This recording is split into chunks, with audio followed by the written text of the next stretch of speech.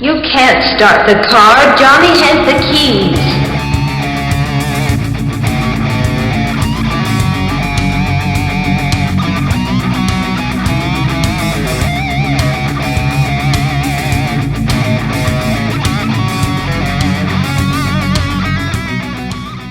Hello out there in podcast land and YouTube land.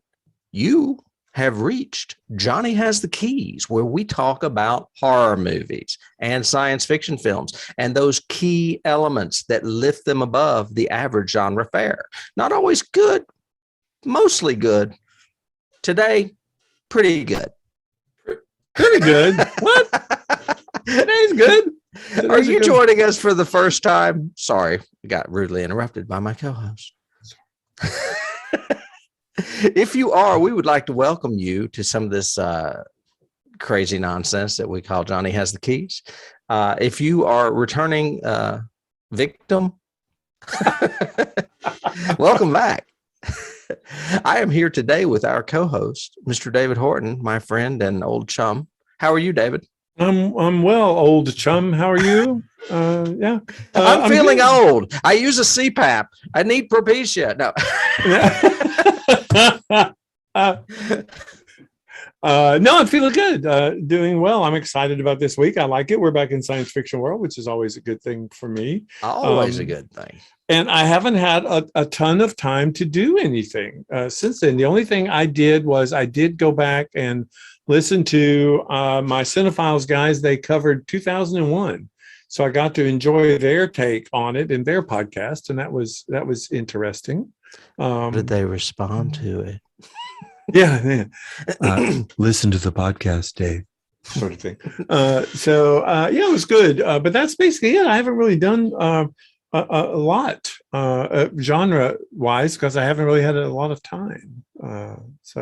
Wow, that just sucks. I guess I'm going to have to talk about something interesting. What were you doing that was fun?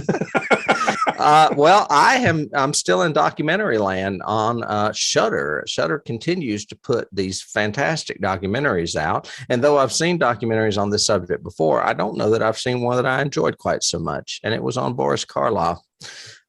It's called Man Behind the Monster. And it didn't just dwell on the famous things, like Frankenstein or what have you. Yeah. Or the Mummy. It did talk about his relationship with James Whale and how they, had a turbulent beginning and even went on to do 2 other films together, Bride of Frankenstein and The Old Dark House. Uh-huh. But what was cool was when it got into the latter stages of his life, he had problems that could have stemmed from Frankenstein, the movie. He worked up until pretty much his dying day. It has Sarah Karloff as a contributor. That's his daughter, and she is kind of famous now on the circuit. She's kind of made a thing, and this was probably filmed a few years ago. I'm not sure if she's still doing it because she's getting up there. But people embrace her at these conventions because she is the daughter of Boris Karloff. And when she talks, she has like a bust of Frankenstein behind her and that kind of stuff. Okay. It gets into his, into the sequels and into, kind of the devolution of a career, as movie stars get older, they're less used. It talks about his reinvention with television and the series Thriller. It talks about guest appearances he did on, I can't remember what the show was, but he and Vincent Price did a musical number on a show and it was classic. They showed it and they said right before it was Red Skelton. I think it was Red Skelton. And right before he went out on stage to do his song and dance number, he was literally in a wheelchair, like on oxygen, and they just like went go, and he jumps up out of that wheelchair and goes on stage, sings and does a musical number with Vincent Price and Oh Red my Skelton, God. and then goes off stage. Yeah, I mean, it was great. It was fantastic to see, but it also showed some of his latter films of the 60s, the AIP stuff, the Roger Corman stuff, and it actually made me reevaluate one of the movie choices I made for next season, because I wanted to do another particular one that he did that's a foreign film. So anyway, Okay. that's what I did. I had fun with Mr. Karloff. See? That's pretty awesome. And I, I'm a sucker for a documentary anyway, so I've got to put that on my list because I love the behind the scenes. I love, how did you do this? I just heard about, ironically, in this, at the end of this podcast I was listening to for 2001, they were talking about their next movie they were going to do was Incredibles. And they were talking about, I wrote it down, but I don't have it in front of me, but it's a book, a coffee table book, I'm sure, that came out. I think it's called like The Creative Art, or The Art of Creation, or something like that. But anyway, it's the story of Pixar, but not the whole George Lucas, Steve Jobs, Lasseter, It's mostly the creative process at Pixar. And I remember we talked about that, I think, when we were talking about Pixar and about how they create, and they have this whole environment where everybody can contribute an idea or a criticism or whatever. So I'm really interested in getting that book and reading it, because they say it's a great glimpse at the creative process that Pixar uses. So I'm excited. And they rarely have a bad movie. Oh, rarely. I think their first 12 or 13 were just perfect. That's just great. I mean, I know people don't like some of them, but like, I think until they got up to Brave, maybe, I think all of them were just perfect. Spot on. Yeah. The Incredibles is one of my favorites. Oh, mine too. Yeah. One of my all-time favorites. I mean, movie in general, let alone Pixar. I guess we need to add a Pixar film to our list. We should. I think so. So let's think about that. Yeah, let's think about that. Well, speaking of, I have no segue. We were speaking of Incredibles, sort of, which is a science fiction film. So we're kind of doing a science fiction this week.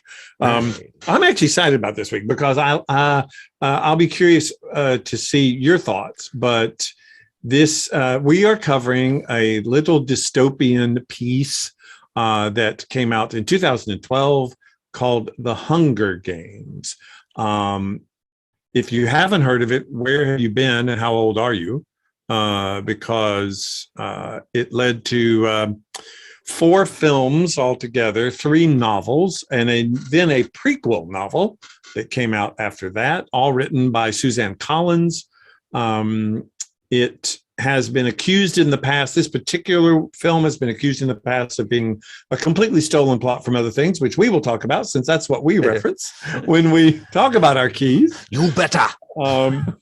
But basically, a brief synopsis, just really quickly. It is the story of Katniss Everdeen, who is a young girl who lives in a dystopian future that is basically the United States divided into districts. And one of those districts is District 11, which is where she comes from. District 1, of course, is the capital. But years and years ago, there was a huge revolt uprising against the capital. The government barely maintained control. And as part of the penance of the other districts, each of them every year has to submit 2 young people through lottery to go to the capital and compete in these huge games called the Hunger Games, which are watched by the entire world or the entire country of Panem. And at the end of it, a victor is declared, and that person now becomes a mentor for other members of the game. We follow the story of Katniss Everdeen, a very, very poor girl from District 11, which is basically the coal mining district of the country. And her sister actually is the one that was actually picked in the lottery. And Katniss volunteers to take her place as tribute. So Katniss and a young baker in town named Peta both have to go and compete. And this is the movie about how they survived the Hunger Games. It led to, again, like I said, 3 more novels and 4 more films, all following the exploits of Katniss, who is becoming a reluctant, rebellion hero or heroine. Was it 3 more novels or 3 novels in total? It's 3 novels, but they had a prequel novel that she published later. And then it was going to be 3 movies, but they turned the last movie into 2. They so split it was 4 it movies. to make more money. Yeah, I remember that. Tim, the story was so huge, they had to have more time. Oh, now who's living in a utopian dystopian world? Yeah, so to speak. I take it you have seen this movie before. I have, but I had not seen it since its release in 2012. So it had been 10 years. Yeah. Okay. And so what was it like the first time you saw it in 12? The first time, I don't remember being that struck by it because I didn't really remember it until I started watching it. And once I started watching it, I did enjoy it. I like the movie. It's not bad for a kid flick or whatever, a young adult novel. I have not read any of the books and I have not seen any of the sequels at all. So I didn't move on from it. So see, my story is different than yours because of my daughter, Autumn. I read all of the books before I saw the movie. So I had seen I'd read all the books, knew all the characters, all that. So I was very curious. I was kind of watching it with that adaptation eye of let's see how they put this on film sort of thing. Plus the fact that I had already read with Candace, we read out loud together every Harry Potter book. So Harry Potter ended the year before this movie came out. The last novel was released in, I think, 2007, 2008, and 2008 was the first book of Hunger Games because the movie didn't come out till 12. So, so I had read them all. I had read all the Harry Potters, and I was very curious to see how they would do it. And very curious choice. Gary Ross was a unique choice to direct this movie. Yeah, he's not really that big of a director. Well, and he's project, and he's only done comedies. He did like Big and Dave, and I've got that he did Seabiscuit. Wasn't that a drama? He did do Seabiscuit, which was a drama, and he did do Pleasantville, which was like a fantasy. That was the one where the world came to life in black and white kind of thing. But I thought he did a great job with this. I thought this adaptation is a really good adaptation of the book. But your initial thoughts, you said you weren't that impressed when you first saw it. I'm thinking the first time I watched it, I just kind of watched it because it was popular and I didn't take much from it. On second viewing, I went into it with less expectations and really enjoyed it. That being said, my husband Dennis hated it and told me to tell you that. Really? What did he hate about it? What did he not like? Dennis is somewhat of a Pollyanna. He can't handle violence, and he's like, all they're doing is just killing kids for no reason. That kind of thing. Well, that's kind of it's like I didn't enjoy that. I want to try to approach, hopefully I will, but I want to try to approach this podcast from the point of view of the book, of the movie and the first book, not try to color it with stuff from the other. Well, I'm not going to because I've not seen them. I think you should, though. I would advise. I would suggest you at least watch the movie versions. It's interesting to see, especially you as a writer, to see how they progress these characters and what she set up in the first one that she wanted to do. Because she went into this with the intent of doing a trilogy. You could tell, because there's so much set up in the first novel and movie that play out in the second and third. It's very curious because I was not a YA. I was not even aware of the term YA for decades. I'm still having trouble defining it. I'm watching some YA horrors right now. I mentioned earlier before the podcast, and I'm like, what make them YAs? Because there's like explicit gore, explicit sex, and explicit drug use in these. I mean, so what is taboo to write in a young adult? I agree, and I don't know where the genre, the subgenre of YA has come from, because, or has it mutated? Because my daughter, of course, like I said, read all the Harry Potters, read all the Lion, Witch, and Wardrobes, read all the Twilights, read all of the Hunger Games, and it seemed to be, especially because Hunger Games is extraordinarily political, especially in the second and third movies and novels. They get very political. Mm-hmm. This one is much more of a survival story with politics kind of threaded on top, sort of thing. Potter is more of a personal story fighting a villain all the way through. Twilight to me is young adult. It's boring. It's it's bad vampires, and it's the story of a teen who has to achieve her goals. But David, they sparkle and they throw baseballs. That's not vampires. But so what is young? To your point, what is young A anymore, or YA? Yeah, I don't get it, because I thought, being a writer, I thought, well, maybe I should do a YA story.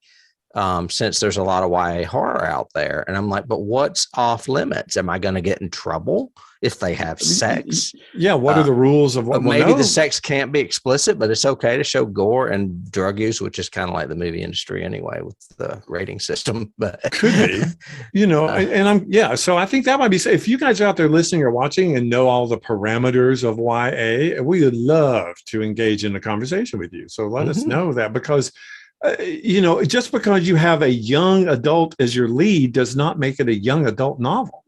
I mean, that's happened in movies and books for decades, and that doesn't classify it as this subgenre. So what are the rules, so to speak? I mean, this does follow young kids, and yes, they are put in life-threatening situations, and yes, they kill each other. That's it's semi-graphic in this. It gets a whole lot worse in the next two films. Oh, it does. Okay, oh yeah, cool. you would like it. Yeah, you go, oh cool. Well, yeah, I have no problem with violence in children. Sometimes, ironically enough, I've been with the dentist for 20 years, but you know me better. Oh yeah, of course. I mean, but this was, we cannot talk about Hunger Games without talking about the phenomenon that it created. This was at the height of the Potter, end of the Potter novel reign, but height of the Potter movie reigns. Twilight had been out, and this movie. Twilight came out before this? Yes. Okay, I get them confused. I'm pretty certain, but I can do a brief look. No, I think you're right. I think I made I think I looked it up and I just forgot. But I always confuse the authors, and I always confuse when they came out. Confused with authors, why? Because this is Suzanne Collins and Stephanie Meyer wrote the vampire books, the Twilight books, and I have literally on this podcast mixed them up before in a past episode. Twilight kind of parallels Potter. The first one was in 2005. Oh, the last one was published in 2008. These are the novels, not the. Well, yeah, but Potter came out way before then. Yeah, Potter came out in 96. Yeah, the first one. Yeah. But what I'm saying was her trilogy was over in 2008, the same time that Harry Potter was out, and the same time that Hunger Games came out. Okay. So yeah, I remember when Hunger Games came out, and I read the novel. I was thinking, is this trying to be like a Twilight-y story? No, because we're following a girl. But then by a third of the way in the book, I went, nope. It's definitely not. It's a lot more political than freaking Twilight ever thought it was. It's very political. It's very well done, although it is definitely it was inspired by a foreign film before it, for sure. Well, yeah. Once we get the keys, we'll just kind of there you go. Yeah. But But I thought you would appreciate the dystopianism of this. That's why, again, I think you'll really like the second and third, because you deal a lot more with the other districts and the Capitol and all the politics that are going on. Donald Pleasance, who plays President Snow in this, Donald Sutherland, sorry, yeah, who plays President Snow in this, the uber villain of the piece, if they're, because they didn't really have one. He actually bulked his part up during the making of the movie, because he really isn't that big in the novel. He's just kind of this shadowy figure that sits up in the Capitol. But all of the scenes they put him in the movie are awesome. The scene where he's talking to Seneca and says, hope is a good thing. Too much hope is a bad thing. So, figure out what you're doing. And there's he's that nice Donald Sutherland, but underneath there's that, oh my God, he will kill you. He will freaking kill you. Sutherland, he's got that it factor. I mean, yes, the presence of him alone brings clout to something. I mean, I think of him in small roles, like when he's that teacher walking around in his underwear in Animal House. I'm like, God, with the joints. He's so creepy looking, and I'm like, why does that stick out in my head? It's from a movie so long ago that I haven't seen in 30 years.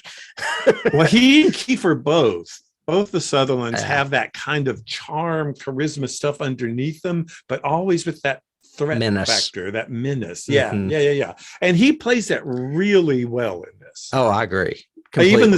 Even when no dialogue, just the way he looks and the way he nods at somebody or whatever, you're going, oh my God, I don't trust this guy. Not at all. Totally creepy. But so when this came out, the movie especially was a huge phenomenon and just built and built and built. And it really made her, Jennifer Lawrence, it made her mega uber star. I would almost, it definitely helped her career, but I would almost disagree that it's what made her, because I saw Winter's Bone before I saw this, and I saw her in that, and she blew me away. See, I've got that in my notes to ask you that specifically, because I didn't. I have never seen Winter's Bone. I still haven't. Oh, but yeah. But I've heard she is just phenomenal. She is, and she's a little younger. Because she was actually 22 when she made this film. And she almost didn't make this film because she was afraid of what it would do to her as far as her career. Obviously, it worked out. Okay. Well, I think it worked out because she went on to do other stuff. She did other big stuff. Yeah. Yeah. And she showed range that she could do. She is great in this, in that if you read the novel, Katniss in the novel is kind of a very poor girl, but she's also kind of a spoiled, self-centered, kind of mean, and very, very pouty, very... Lawrence can play that, I don't want to be anybody's friend, but you can see in her eyes and underneath she really does. You know what I mean? She can play those counterpoints really well. The same, like the way she does the whole arrow through the boar's apple, and then she just takes a few moments of staring at all of them before she does the bow and says thank you, and you just go yes. She's just very layered, very textured, and really good. Really outshines everybody other than probably Sutherland, including Stanley Tucci, and I don't know about Woody Harrelson. Kind of blows me away. Yeah, Harrelson's good in this. You can tell he had a lot of fun with this. Well, I told Dennis, I said, he makes you hate him from the get-go, and then all of a sudden you like him. I said, that's not easy. Oh, no. And again, try not to do it too much, but his character progression through the next two movies is amazing. And you see so much reasoning why he is what he is in this. The same thing with Stanley Tucci's character. The same thing with Donald Sutherland's character. What about Lenny? Is he back? Lenny Kravitz? I don't want to tell you. You have to watch and see. But yes, you find out much more about about Seneca. Seneca is Seneca was the game master. Lenny Kravitz's character, who I love in this. I think he's really good. He's Senna. Is Senna, yeah. Who is her designer. Who is Seneca? Seneca is Oh, that's Wes Bentley. Okay. The guy with the funky beard. He's the game master from the Kevin, what's his face movie? Yeah. A Beautiful Thing, A Beautiful Life. No. Yeah. What is that called? Beautiful Mind. Mind. No, it's not that either. That's Russell Crowe. Oh, that is Russell Crowe. Yeah. It's I cannot think of it. Anyway. Yes, he's the game master, and through the course of the movies and the novels, there are several game masters. So they bring American Beauty is what I was trying to think of. Was he in that? Yes, that's what I know him from. Really? And so he could have been in A Beautiful Mind for all I know, but I know him from American Beauty. Who was he in American Beauty? Was he the boyfriend next door? Yeah, he was really young because that came out. Oh, okay. I did not. What, 10 years prior? Yeah, I did not know that. I will tell you. He played Ricky. Okay, so he was the boyfriend. Since I've seen that too, yeah. But that movie came out in 1999. This movie's 2012, right? Yeah. Yep. So he would have been really young, I would think, in that.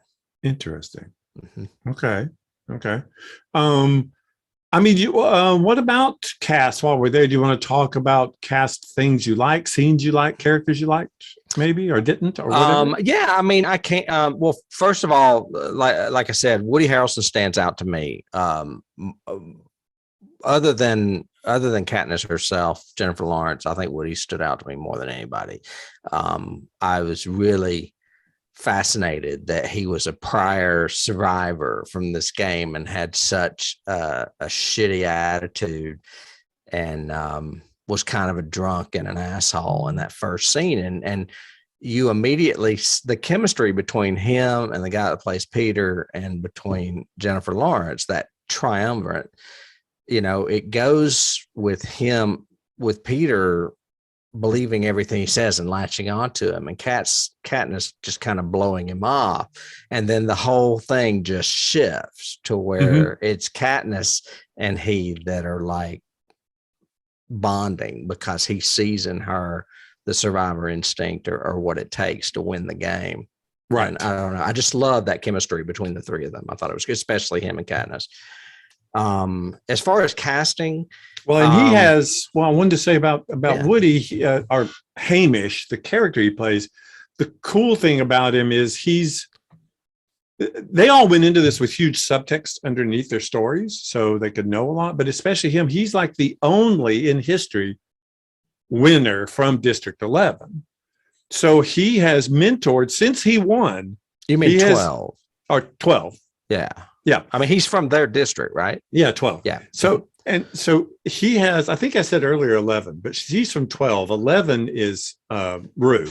And I think 12 must be the last district because they were the last two, number 23 and 24. Well, yeah, but because District 13 was totally nuked and destroyed by the government. Oh, as an example of wow, yeah, there is no District 13 anymore, but there was. It confuses me a bit because they don't show the selection of any of the other districts, and I thought they could have done a brief montage that would have been gave me that, but they didn't.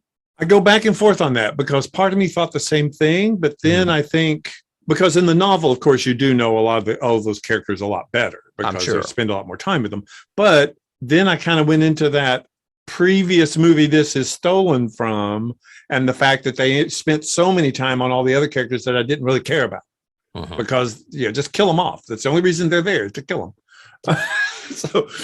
So there's a lot more. But anyway, I wanted to say about Hamish, the cool thing about his character and the drunk part about it is he has every year mentored two people that he knew were going to die. He just, so he doesn't want to get over attached. It's like, I don't want to get attached to you. Good luck, sister and brother. Hope you make it. And it shows. He plays that so well. But then with Katniss, she keeps surprising him and he keeps going, okay, all right, there's something here. There's something, and I love that. Like you said, I like his whole shift. You think first he's going to favor Peeta and then suddenly, no, he's been taking care of her the whole time. Yeah. Kind of thing. Yeah. What about your picture behind you there with boyfriend Gabe? Liam. Yeah. I don't know much about him because he kind of lives in the shadow of his brother Chris Hemsworth, who plays Thor. Yep. All I know really about Liam is that he's on and off with Miley Cyrus. He doesn't do as big of movies, but I think he's starting to, isn't he? Isn't he doing better and getting bigger parts? Sure. I don't know. I don't know, honestly. I really don't know either. I do think it's kind of interesting that she has to, whether or not she falls in love with Peter or not, it's definitely played that she does, and she has to do it on national television so that her boyfriend back home can see it in order to win. Yeah, it's kind of gross. Well, it's necessary though. Yeah, the whole thing, like I said, the whole thing I think Lawrence plays so well is you feel Katniss in the novel is a little bit more manipulative. I mean, she's a little bit colder. Yeah, you said that. Mm-hmm. But even the way Lawrence plays her, you see that she has to do it. She's doing it to survive, right? You know, and she even says to Gabe later on, you know, I did this to survive, right? You know, I think that's in the next movie, though, so I'll shut up. But the one thing I don't like about the novels, and I don't like about the movie, is this kind of triad thing that develops. You know, all the young adults. Maybe it is a trope of young adult, but you have to have a triangle relationship. So there's more between Peter, her, and Gale in the future. And definitely a lot more. Okay. And so, and it's like in Twilight, you know, she's in love. She's in love with the vampire, the werewolf? Oh, we don't know which one. It's that kind of, and it seems really forced in the book, and it seems really forced in the movies. And that's the element I don't like at all. She could have done without that, and I would have just watched Katniss do whatever she wanted to do, kind of thing. Yeah, but she could be Hawkeye's protege and be in the Avengers. Yeah. But what about I was going to ask you. So I thought Stanley Tucci plays a character named Caesar. Stanley's great in anything he does. He's so good in this. Yeah. He is so. And as a matter of fact, I haven't seen it yet, but I've heard that The Daily Show is who's Trevor, what's his name? No, the other one. So not Daily Show. The other one. Jon Stewart. No, the other one after him. In between, younger guy, glasses. The one that's on HBO now, the British guy? No. Who's the other late night guy that does all the comedy? Okay, Comedy you're Central. saying Daily Show. You're not saying late night. Okay. It's not Daily Show. It's I was going to say, because Trevor took John's place. I know yes, that. I know. Yes. And I love Trevor Noah. He's good. But the other late night guy would be Stephen Colbert? Yes. Okay. I've heard that Colbert actually does this character as sketches every now and then. He'll become this blue-haired character. Oh, that's funny. And that would be funny to see. I don't see that. Dennis watches his monologue every day, but I don't really pay much attention. So I've missed that somewhere. Yeah. If it was elsewhere in the show, he only watches the monologues. So. Oh, okay. That's probably why. But I thought he was brilliant in this. I thought he was really good. I thought Elizabeth Banks was unrecognizable. She is, and I've always loved her. I do too. Yeah. She's unrecognizable in this movie. But yeah, she's one of Jack's girlfriends on 30 Rock. And we both said, you know, of course, Senna, who was Lenny Kravitz. Lenny Kravitz. I thought he was great too. According to Jennifer Lawrence, Mr. Kravitz. Mr. Kravitz. Because she's friends with his daughter and had trouble calling him Lenny. Okay, I can see that. Yeah, she was the only one on set that would address him as Mr. Kravitz. Interesting. I thought that was cute. Yeah. I've got a little bit on casting. Some of them we may skim over because they're youth. I don't know, but I did read that Emma Roberts and Evan Peters were both considered for lead roles, and they later got engaged. Now, you would know Evan Peters from WandaVision. He's the guy that played Pietro. Oh, okay. and he's a great actor. I know him from everything Ryan Murphy ever did, including American Horror Story. I know him because he's great, not because American Horror Story is. And then Emma Roberts is also in some American Horror Stories as well. She's a really pretty blonde girl, looks kind of like Sarah Michelle Gellar a little bit. Yeah. Anyway, they were both considered and did not get parts, but they later got engaged. Several people, you mentioned earlier that Gary Ross directed this film. Several others were considered to direct the movie. I'm not sure why they didn't get it, but they were Sam Mendes, who directed American Beauty. Yeah. And is married to Kate Winslet, I believe. I think so. David Slade, who I'm not sure who that is. I don't know any of these people. Rupert Sanders, Andrew Adamson, and Susanna White were also considered. Do you know any of them? No, I don't either. So I don't know where. So we'll move on. I don't know where that came from. We mentioned how brilliant Stanley Tucci is. I love him, especially in The Devil Wears Prada. Wes Bentley was from American Beauty. Jennifer Lawrence. These are the people that were considered to play her. Some I know, some I don't. Okay. To play Katniss, that is, before Jennifer. Emma Roberts, who we just mentioned. Yep. Chloe Grace Moretz, who love her. Well, and she was in the remake American version of Let the Right One In, called Let Me In. Yep. Which we did not cover. We covered the original. Mm-hmm. Mary Mouser, don't know who that is. Don't know her. Haley Steinfeld, who I believe is actually Hawkeye's protege now. She is Hawkeye's protege. Yes. So we know who she is. Abigail Breslin, who we do know from Little Miss Sunshine, I believe. Yep. Lindsay Fonseca. Fonseca. Sorry, Lindsay Fonseca. Okay. Jodelle Fernland. Sari, I can't pronounce that. Saoirse Ronan. It's a weird pronunciation because it's like Shosha. Saoirse Ronan. Saoirse Ronan. Yeah. She was considered. Kaya Scodelario, Emily Browning, Brie Larson was considered. She is now Miss Captain Marvel. Captain Marvel. And then someone named Shailene Woodley. Shailene Woodley went on to do Divergent, which is another young adult thing. Yep. Okay, so that's why we don't know some of these actresses, and they're probably in other young adult things that we have not watched. No. Yes. No. And like for instance, Liam Hemsworth played Gale Hawthorne. Here are four guys that were considered that I have no idea who they are. Chris Massogalia, David Henry, Robbie Amell. I do know who that is. That's Green Arrow, right? Or Green Arrow's brother. Sure. One of them, I think Stephen Amell plays Green Arrow, and his brother Robbie is the gay guy that plays other thing. I don't know. Anyway, I could have that wrong. Please, listeners, do not come crucify me. Don't kill him. Drew Roy was the fourth, who I don't know either. Okay. Here we go again. His name's Pita. Pita. Yeah. I was saying Peter. That's funny. No. I didn't realize it was Pita. Pita Malark. Okay. Here's who was considered for him.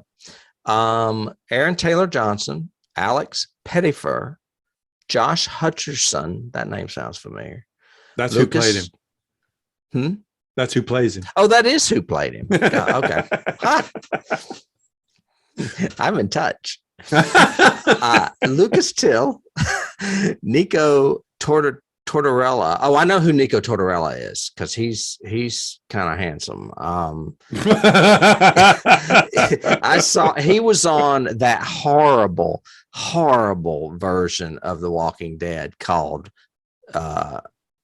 Beyond or whatever. Oh, the young kid one? Walking Dead Beyond. Yeah. He's a tattooed guy that's on that show, and he is good looking.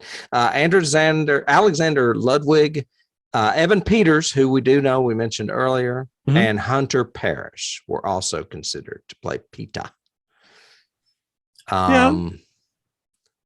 So I mean, so anyway. far, I'm not really hearing anybody. I think they all made the right choices. You know, I think you're right, but actually, I could see Nico Tortorella doing it. And if you saw him, you would know what I mean. He's got a Aaron Paul vibe. You remember Aaron Paul? I hate Aaron Paul.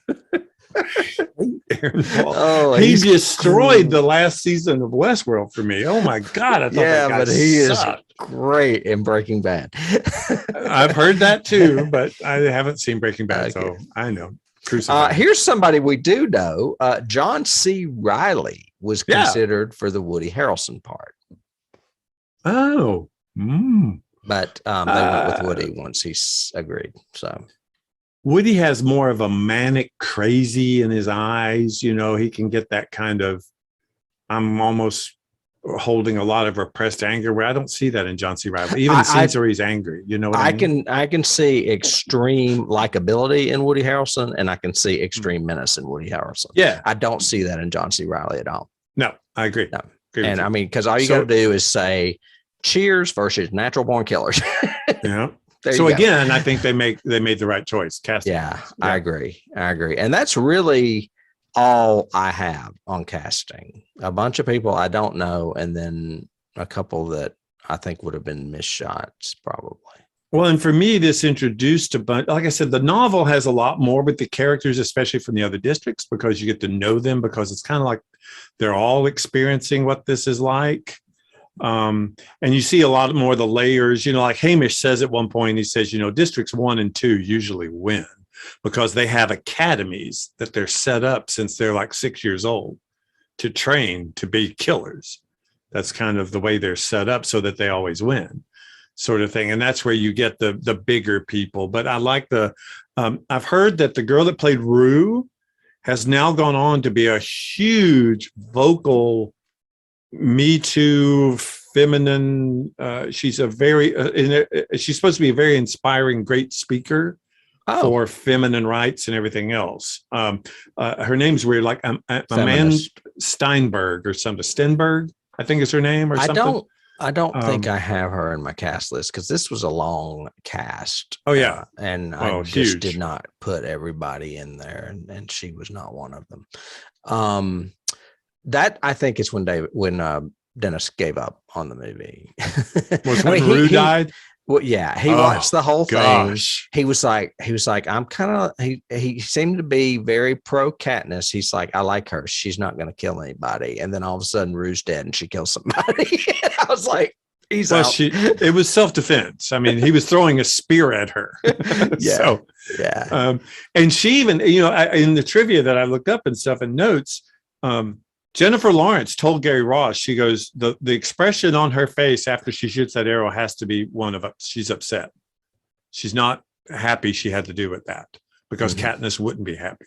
Okay. You know, even earlier on, Gale tells her, says, you know, you know, you're good with an arrow and you can kill things. And she goes, yeah, animals. And that's a big point with Katniss.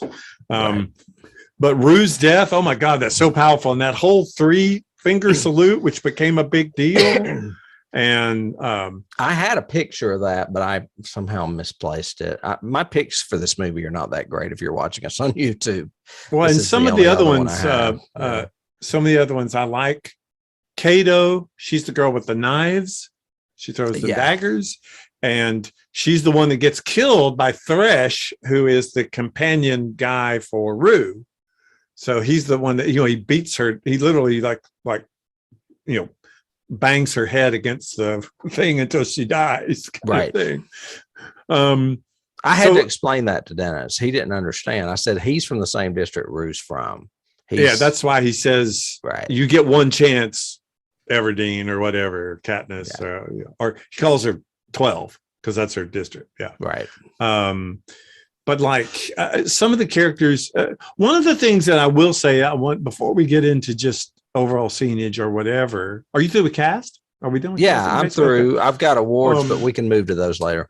It was just one of the things I think you would really, really like about the novel that is not in the movie. And I can understand why, because they really didn't develop the other district kids a lot in this movie. They do in future movies, but I like the fact that they don't waste a lot of time on them. Basically, you got the knife throwing girl, you got the sneaky redhead girl who's always sneaking around stealing everything. You've got, and actually does give her a chance. You've got Rue. You've got the Norwegian Dick. You got the Norwegian Dick, big guy from one. Yeah. I think he really is like a Norwegian actor that's in like a Viking show now or something. And I can't remember his character. I think that was Kato. That was his name. I think it was, but I don't have it in my cast list. But in the end, well, at different times during it, and they do this a lot better in the novel than the movie, but it works for the movie for me. They're in total control of the environment that they're in. So they arrange things to happen so that they will move in certain places. Like they say at one point, she's 3 kilometers away from the nearest recruit, and they go, nearest tribute, and they go, he goes, okay, well, send her back. And they create the big firestorm that she has to run from. Mm-hmm. So that's kind of like in that movie we haven't mentioned yet, but we will when we get to Keys, where different areas of the map suddenly become deadly and their collars almost explode if they stay there for too long or whatever. Right. It's kind of like that. Mm-hmm. Duh, where'd that idea come from? Anyway, so, but one of the things they do in the novel, which is terrified me when I read it and was going, oh my God, I can't believe how they're going to turn this into a movie. And they didn't. But, near the end, to get them to run, her and PETA, they create these dogs, these like vicious dog hounds. They're like mutant dogs. Yeah. Yeah. Like mutant dog things. And they almost did it, but they didn't. In the novel, they realize that those are tributes. Those are people that have already, and one of them is Rue, who is turned into this mutant dog thing. That's crazy. And that adds to the sci-fi of it, but also makes it really scary because you realize what's happening to them isn't they're just dying. They're being used by the Capitol to then create monsters for the other tribute. See, I would have made them zombies. Yeah, that kind of thing. It was kind of like her version of that, and that would have been really creepy too, But so they just didn't do that. They just made them big mutant hound dogs or Rottweilers or something. Right. They look like a cross between a Rottweiler and a panther or something. Yeah. There are times though when they kind of look like, to me, and I've got it in my keys. I'll go ahead and say it. They look like the dogs in Ghostbusters. The ones that chase him, the demon dog thing. Okay. It's the way they're built with the little small hindquarters and the great big huge front quarters, and they right. But yeah, they're pretty vicious. In the novel, they're scary because you realize they're mutants. They're genetically altered former tributes. Weird. So creepy and sci-fi. Well, and then what do they do to bring them back to life? Capture their essence in a test tube? Well, they take their bodies as soon as they're dead. They go get them. It's very, another key for me, it's very Westworld, because they'll, they come up in these tubes into this arena. It's manipulated by this control booth where everybody is monitoring them no matter what they do or say or speak or whatever. As soon as somebody's killed, we fire a cannon off and put their picture up in the sky, kind of thing. So, so they control there's a lot more control of the game masters in the novel. It's still, I think, in the movie, but not as detailed as it is in the novel. What did you think of things like the sentimental stuff, like the Mockingjay pen? All I could think of was, isn't one of the novels called that? Yeah. I was like, they're gonna, in one of the sequels, I was like, that Mockingjay is gonna come in again. Oh, yeah. And then later, like when she actually says, "Oh, we'll use the Mockingjay call," I was like, that bird's not doing the same thing that you're doing. It didn't sound the same to me. Oh yeah, it is. That's okay. Then I'm hearing different tones. Hey, my daughter loved these books so much. That is her ringtone on my phone. Wow. Is that whistle. That's funny. That is her ringtone. But there were sentimental stuff you were saying. Well, yeah. Like what I was, this wasn't something Dennis and I picked up on. What was the deal with her mother? It was like she was more of a mother to Primrose than her mother was. Yes. And she didn't like her mother very much. It didn't seem. No, because her mother, there was, you barely see it in that one nightmare she has when she's at the Capitol and you see her whole house and then it blows up after you see the guys walking to the mine and the picture of her father on the mantle. Her father was killed in a mine explosion. Mm-hmm. And once that happened, her mother literally had a nervous breakdown and just shut down. Hmm. And so for the past like 3 years, because it's been fairly recently, basically she's been the mother for her and Prim and her own mother. She's been taking care of everything. And that's why when she's leaving, she says, you can't shut down like you did before. You've got to take care of Prim and everything else. And that comes back in later movies and later novels. Prim comes back, of course, in later movies. I'm sure. Novels. So does the whole Gale Mockingjay thing, the Gale thing, how she got the Mockingjay pin, which was from the a lady in old town. lady in the town at their black market store, essentially. That becomes important. But yes, you're right. The novels are Hunger Games, Catching Fire, and Mockingjay. Mm-hmm. Those are the novels. So that's what they're setting up, sort of thing. What about the sci-fi elements? Does this fall into your category of sci-fi? You think, absolutely. It's like you said, all the Westworld, Jurassic Park type stuff. Jurassic Park would be another key for me, where the environment is enclosed and they control it and manipulate via, I don't know what you would call those, holograms. Yeah. Basically. I liked, I have another key that I was shouting keys at Dennis, who was clueless. I was like, it's very 1984. Oh yeah. With the whole class system. He was like, so what is this? A world of just poor people and rich? I said, yeah, it's the have and have not trope, basically. I liked I liked how they go from the poor world to the rich city. I love the train. I thought the train was really cool. But one thing that did confuse me is what the fuck was the spaceship out of nowhere that they never explained really? Oh, hovercrafts. Those are the hovercrafts from the Capitol. Only the Capitol has those. So that's like where how the army distributes. Well, at one point, like I guess after everybody's dead, but her and Peter, one comes down, and I was like, wow, are they going to another planet? Yeah, they're always, again, that was an element I think that they kind of said, well, everybody's read the novel, so they'll understand what this is. Yeah, no, that was out of the blue to me. Yeah, because nobody, the viewing public especially, but none of the contestants know what the environment of the game is going to be every year. It changes every year. Oh, so it could be in the snow. Could be in the snow. Yeah. Could be in the desert. Could be in, and as a matter of fact, the one in the second movie is really cool. The environment of the game is really, really cool. Or it could be in North Carolina. Which is where this movie was filmed. And that's one of my things too, is I kept asking myself this time watching it going, do I really like this too? Because I feel like Katniss is from like Appalachia. She's from like East Tennessee, Kentucky, that whole area. Is from Kentucky. And so is Josh. They both came from, I think, coal mining backgrounds. I want to say they had family members that were coal miners.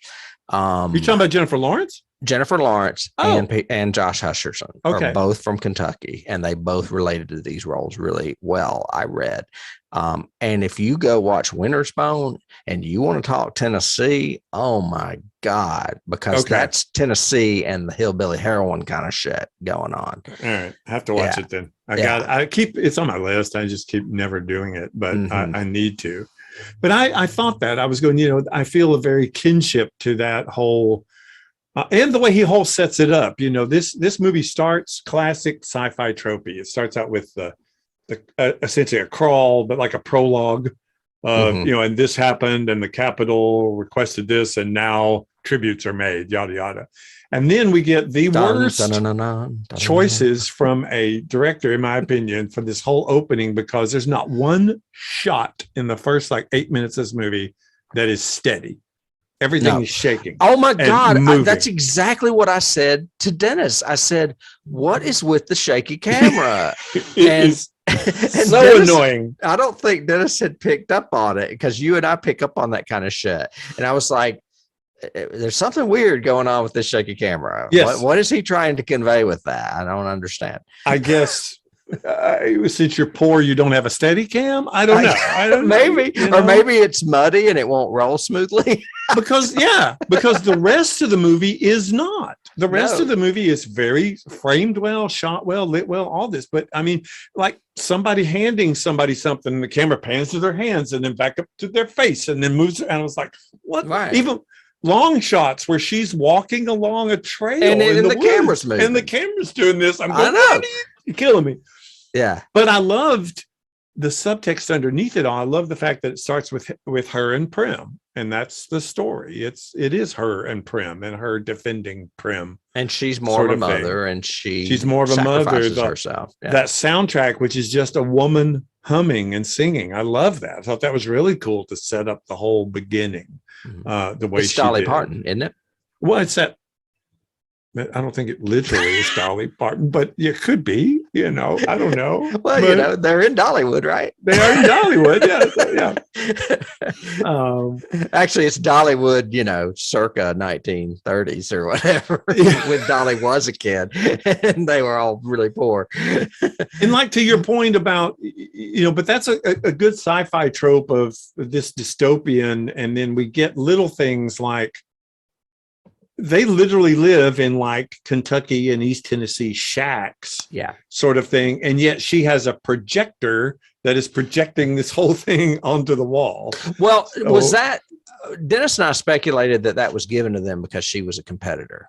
Yes. Very good. That is Okay. totally true, but not mentioned at all in the Because movie. he asked, he said, are they going to get to watch this? I said, I didn't see any TVs. And then you see like a community watching a big screen, like in the centralized location of town. Well, yeah, like the one you've got, the picture you've got behind you, that is how the government sets it up in all the districts. Right. Is you now come and watch the viewing. Yeah. sort of So I thing. don't think they had watching devices. I think they only got them because she was chosen. Yeah. Yeah. But I loved that kind of element. I love the gladiatorial feel of the Capitol and all this Romanesque architecture, and everything is big. And, it's kind of like what if Hitler had designed the Third Reich the way he wanted to and Speer had wanted to. Mhm. I like the fact that the sci-fi elements support the story, but it's basically a survival story on top of everything. Mhm. And like you said, it is wealth disparity. The thematic of this is the rich will always be rich, and we do that by keeping the poor poor. Welcome to America. Right. Right. Basically. And that's what, Snow is trying to preserve, even down to the end when he's going, don't give them too much hope. That turns into rebellion, and we don't want that.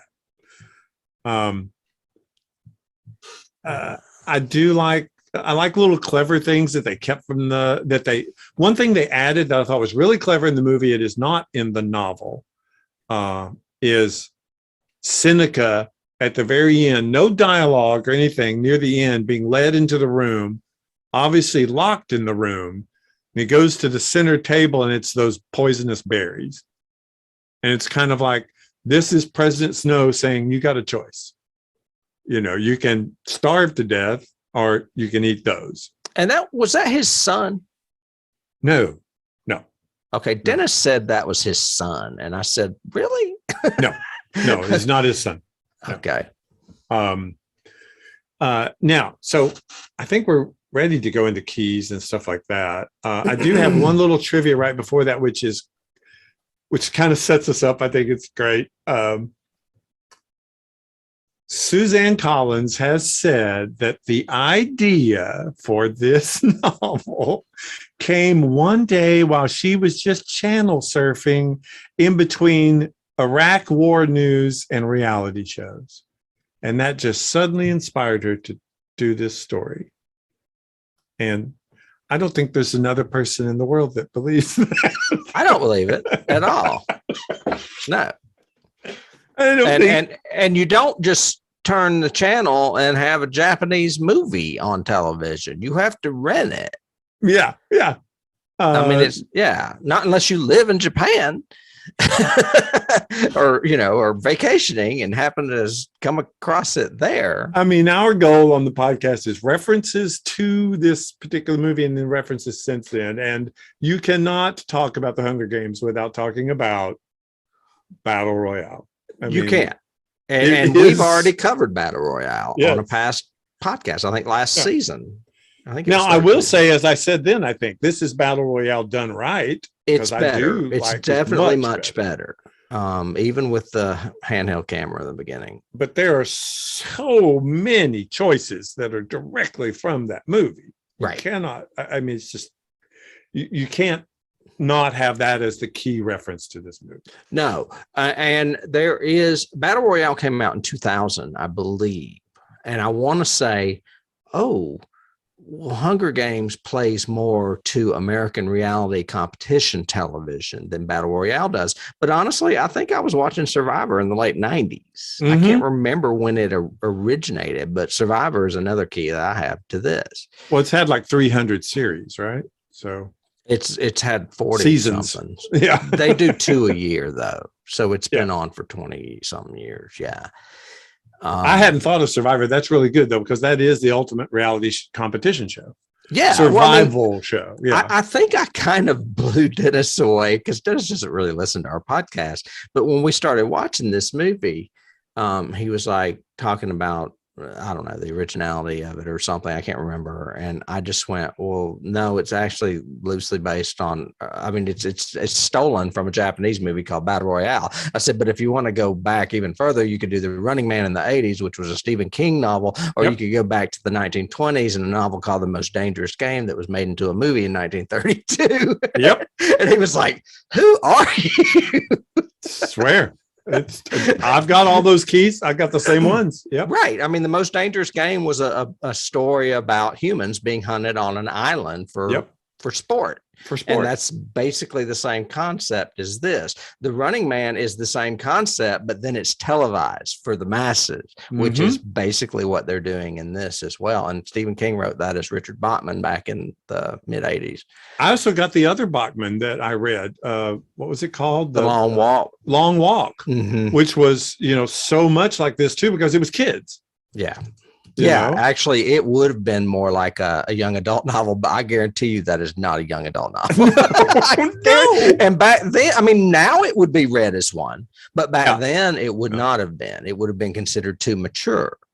Yep. So I think that youth is maturing at an accelerated rate as far as reading consumption, at least in the financial industry of publishing or whatever. I don't know. Well, and we said all the young A's and the dystopians. So, Maze Runner, Divergent, Twilight, even down to Handmaid's Tale. Handmaid's Tale has I think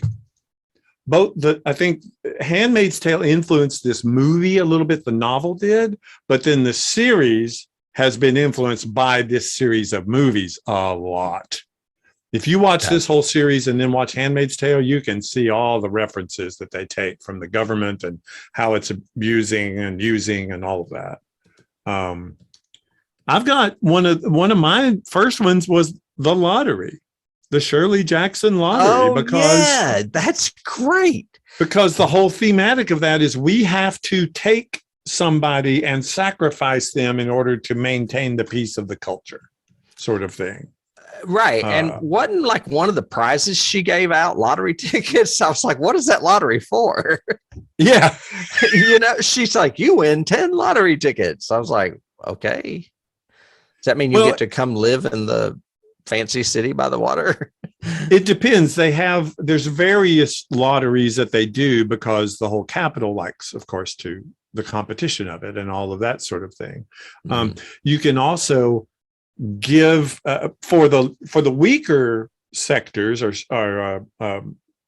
sections. Wait, it's not sections. What is it? 11, 12, 10. What are they? They're not outposts. They're Where's she from? Sectors? Oh, districts. Districts. That's it. Districts. Yeah. Sorry, I could brain fog. Yeah, I have those. But and she even mentions it very briefly when she's talking, I think, to Gail or Prim or somebody else, because you can get fresh meat, but that means that you're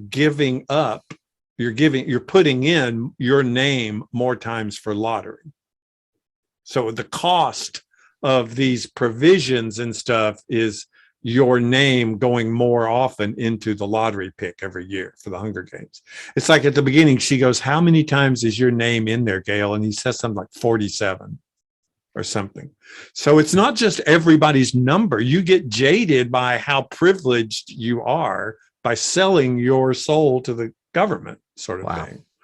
It's really, it gets so political and so huge in it. And the whole fact of, this concept of, I don't know, a government using entertainment as a weapon. Oh, like we haven't seen that in the past 8 years here or whatever in the US. Right. I've got, what else do you have? Sorry, other ones you have. Well, I've got a few that I actually lifted from IMDb. Okay. Other than what you said, I wanted to point out that The Handmaid's Tale was written in 1985, so it came out around the time those Bachman books came out. Yep. So I've not read it, but I know that book was praised highly. It's a good book before the series was any even conceived. Yep. Donald Sutherland saw this script by accident. And when he read it, he lobbied for the role of President Snow because it reminded him of a Stanley Kubrick film called Paths of Glory. Oh, I hadn't thought of that. He succeeded in getting the role after explaining that he should be cast. I think that's hilarious. And you need me. You need me. Yeah. But I've never seen Paths of Glory. Is that science fiction? What is that? No, Paths of Glory is World War One. And it's Kirk Douglas. Yeah. Yeah. I did look at it, but I was like, what does it have in connection with this? I'm pretty sure that what he's talking about is that authority figure. I think there's a lieutenant in it that is the villain. I think it's a lieutenant or a commandant, something like that. Okay. Because I haven't seen that movie for decades. And maybe the heroes from a poor family or something. I don't know. I don't remember the details of it. Okay. Honestly. So, anyway, that was just one that I lifted because I was like, there's no way David's going to have a Stanley Kubrick movie Paths of Glory as a key. but I do have the other dystopians like Death Race 2000. This is absolutely. Logan's Run, Rollerball, all of those that are the competition for the government sort of stories. Yeah, for sure. I think this also led to, this with Twilight coming so close together led to this whole feminine-led sci-fi stories. But then I started thinking, no, because Ripley was in, 79, 76? 79. But Ridley was ahead of his time in casting a female as a lead. And then what's his face followed suit. Your favorite, James Cameron. I started to say Kirk Cameron. Yeah, Kirk Cameron, the director. But so I started thinking, no. So this he just followed suit with Linda contributes. Hamilton later, though, like a couple of years later. This just contributes to the whole female sci-fi lead, but doesn't start it by any means. No, maybe the female adolescent lead. I don't know. Twilight, Hunger Games, Divergent, all those are female leads. Yeah. So she's not even that. So I wouldn't give that to her. You mentioned Survivor. I thought that's a great one. And Jurassic Park. Any of those reality competition shows. Not specific ones like Top Chef or some kind of singing competition, but definitely Survivor or like Naked and Afraid or any of those where they're like put on an island and told to survive. Mm-hmm. Naked and Afraid's another good one. That's another good one. Yeah, right. I hadn't thought of that. And I've got the basics too. If we go back to the basics, this is the classic hero's journey. You know, we've talked about that in several stories, but this is the classic young person, is female this time as opposed to male, but from a very rural, poor farm, whatever, that doesn't understand their true destiny, that is slowly pulled into it by forces, that is then has a mentor who teaches her how to, or him, how to fight the evil oppressive forces. It's just that this one doesn't finish. It reaches a point and she survives, but it gets so much bigger, and you really need to look at the trilogy for the full hero's journey. Unlike, you know, it's kind of like Star Wars in that respect. I almost went there. I was going to ask you one thing that kind of bothers me. Mm-hmm. When they throw the rule out there, we're going to let two people win. Yeah. And then they sell it to the audience, us, not the audience of the show, but to us, the viewers, as young love sells, what have you. And I'm like, oh, I mean, it was really hard for me to buy into that. And I knew it was not going to last. I knew they were going to say, just kidding. But what do you feel about that? That kind of took me out for a minute. I was like, oh. Well, again, I'm jaded because I'd read the novel first, so I know a lot of the backstory kind of stuff, and I had read all three novels, sort of thing. But because all three novels came out before this first movie, the whole story was out before this. As a matter of fact, I think Mockingjay came out the year before this movie came out. But so Hamish is actually the one that convinces Seneca to let them both live. That's his idea. Because he comes to him and says, you know, I got a better one for you. Star-crossed lovers. Everybody loves that. Well, the Capitol is so superficial, and you only get glimpses of it. The fact that they have such weird fashion, the fact that one fashion trend can suddenly go through the entire Capitol, the fact that they're very gladiatorial Roman, you know, even down to at the big reception when they go drink this, it'll make you puke so you can eat more. How are you going to enjoy all of this excess, you know, sort of thing, which is just like the vomitoriums in Rome and all of that. But so they're very superficial. So they're constantly, somebody, I've read an interview once and they were talking about this reminded them of trying to live in Los Angeles because everybody is so superficial. Right. And so you don't know what to trust. So anybody who comes up with like, oh, star-crossed lovers, you're first going, oh, don't believe it. Don't believe it. Then you suddenly see evidence of it. You go, oh, really? Wow. And then can they pull me into this? Let me see if they can. Oh, they did. That's pretty good. It's all like you're watching a reality show. So, this person's obviously the bitch, and she's going to fight with this other guy who's the nice, gentle one, and he's going to end up having a blow up before the end of the series. So, yeah, you know, it's all that. You know where the manipulations are coming and you don't mind being manipulated. Does that make sense? And that's why they have that scene between Seneca and President Snow where he's telling him, don't go too far.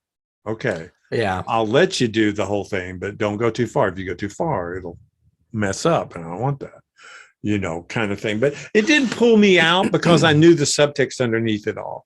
Plus the fact that Hamish has an agenda that you don't see in this movie or the first novel at all. But he has an agenda that you don't know yet. So that comes into he's going to blow it all up. That comes into the trilogy a lot better. Yeah. You know. So Hamish is going to be the hero. He's going to take it down. Well, and there's one he's Logan. There's one he's Logan. Yeah. I didn't do awards if you want to hop back real quick. Yeah, sure. This was nominated. It was nominated for stuff. It was nominated for Golden Globes and Grammys, but no Oscars, which I found a little odd because it was nominated and won a BAFTA for Best Feature Film. Yep. So there we go again. Across the pond in London, people are giving our movies awards that we just ignore, and they're usually sci-fi movies. Yep. So or populist movies, because BAFTA doesn't care if it's a popular movie or not, but Hollywood and does. This was Best Feature Film is what it won. Yeah. You know what? I take that back. It wasn't Best Feature Film. It was the Best children's feature film award, I guess. So I guess it was designed for. They must have a category for youth. Sorry, Yeah. I overspoke myself there. I just noticed it said BAFTA Children's Award, Best Feature Film. Yeah. And it went to Gary Ross and Nina Jacobson and John Killick. Our friends over at the Academy of Science Fiction, Fantasy, and Horror Films gave it a Saturn Award for Best Actress, Jennifer Lawrence. And it was nominated for film. Other than that, like I mentioned, there were nods from the Globes and the Grammys, but no Oscar nominations, and it is not on the 1001 movies you must see before you die. What? It certainly should be. David, it's good, but it's no Nosferatu with Klaus Kinski. We're always going to have that one, aren't we? Yeah. We'll always have Kinski. One thing that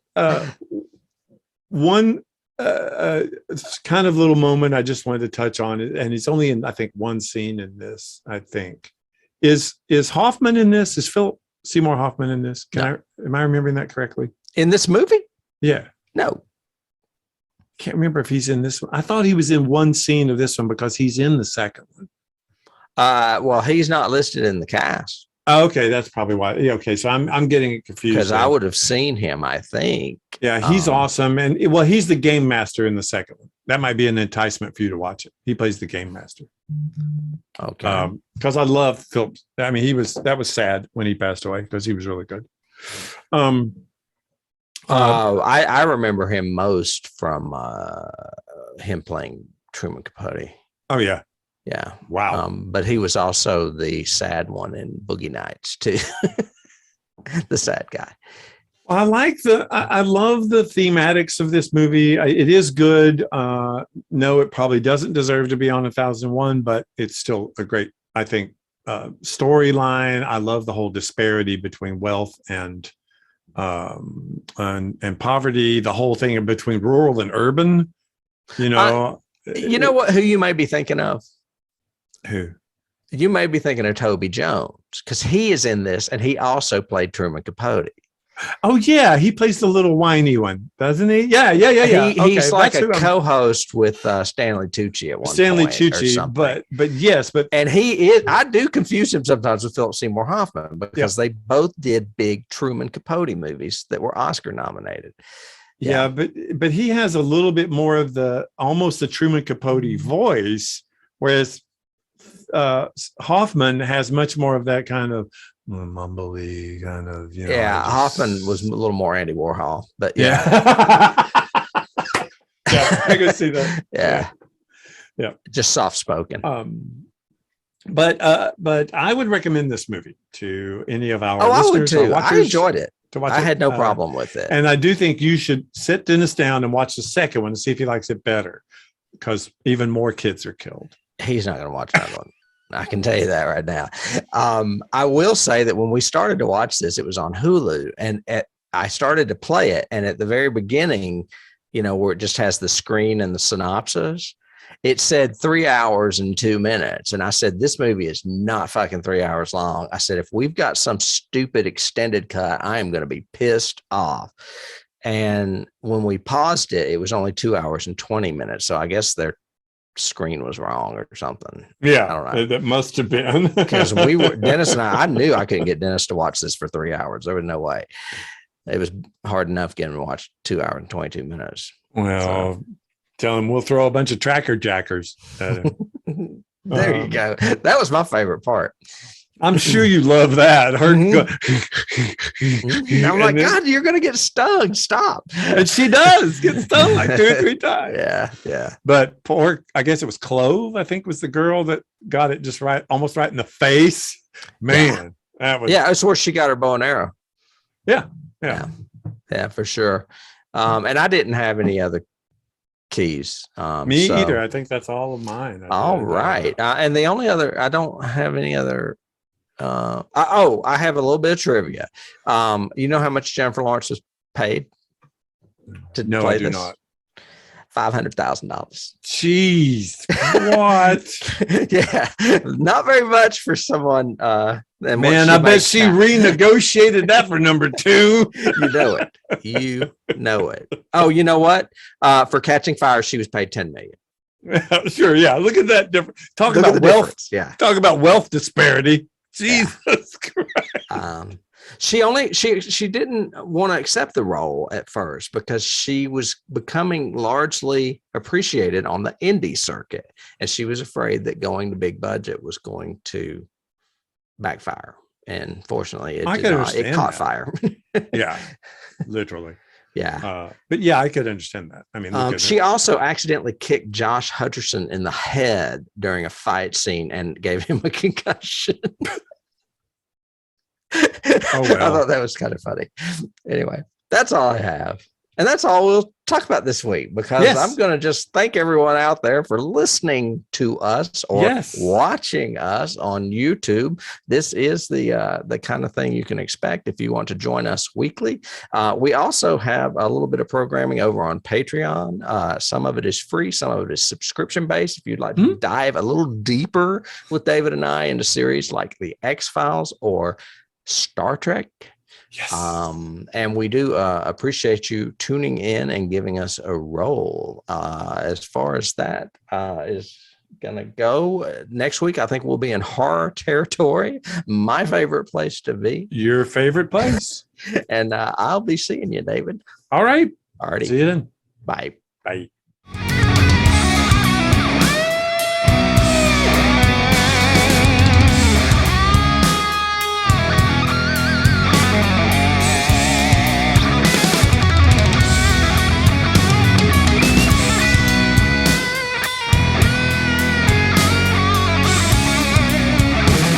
You can't start the car. Johnny has the keys.